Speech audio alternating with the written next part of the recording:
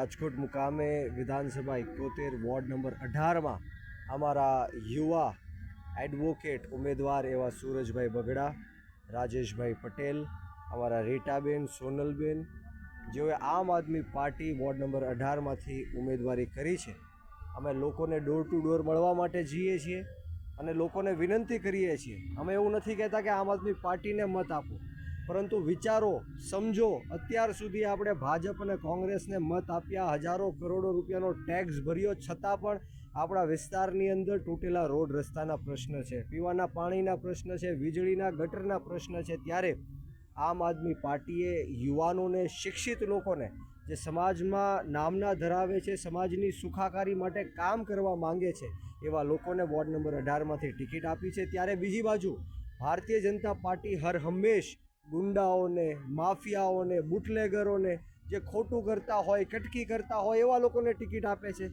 ત્યારે ward number 18 અને સમગ્ર રાજકોટની જનતાને વિચારવાનું કે કયા લોકો આપણા બાળકોની સુખાકારી માટે, આપણા બાળકોના ભવિષ્ય માટે લડી શકશે, આગળ વધી શકશે. એક બાજુ ગુંડાઓ છે અને બીજી બાજુ આમ આદમી પાર્ટીમાં શિક્ષિત લોકો છે. આ સમજાવવા માટે મને વિશ્વાસ છે સમગ્ર રાજકોટની અંદર આમ આદમી પાર્ટીની ખૂબ બધી સીટો આવવાની છે, ખૂબ બધા ઉમેદવારો વિજય બનવાના છે. ત્યારે રાજકોટની તમામ જનતાને વિનંતી કરવાની કે આમ આદમી પાર્ટીને ઝાડુના નિશાન ઉપર મત આપીને જંગી બહુમતીથી વિજય બનાવવા.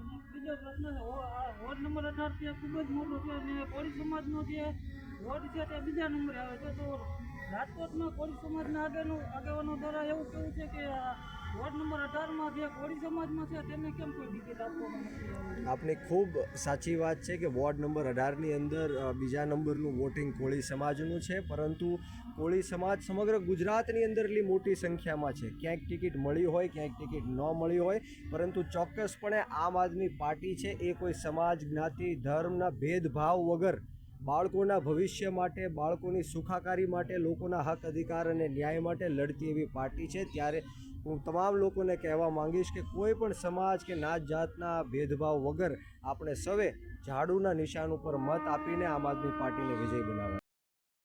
રાજકોટ મહાનગરપાલિકાની અંદર જે સ્વરાજની ચૂંટણી આવી રહી હતી તેમાં મેં ટિકિટ માંગી હતી. તો મને પહેલેથી છેલ્લે સુધી કીધું, કોંગ્રેસમાં આજ 15 વર્ષથી સંકળાયેલી છું અને ટિકિટ મેં માંગી છે. તો એ લોકોએ મને એવું કીધું કે અમે કોળી સમાજને ટિકિટ નહીં આપીએ. એટલે મેં આમાં ઝંપલાવ્યું છે કે મારે આમ આદમી પાર્ટીમાં હવે જોડાઈ જવું છે. આમ આદમી પાર્ટીમાં તમને કેવું લાગે છે? આમ આદમી પાર્ટીમાં મને બહુ સારું લાગ્યું એટલે હું એમાં આવી છું. અમારા બ્રિજરાજભાઈ સોલંકી છે, રાજુભાઈ છે, પછી સુરજભાઈ છે અને બે બહેનો છે, જરાક નામ પણ નથી આવડતા. એટલે જય ભારત, જય હિન્દ, બસ આટલું જ કહેવાય.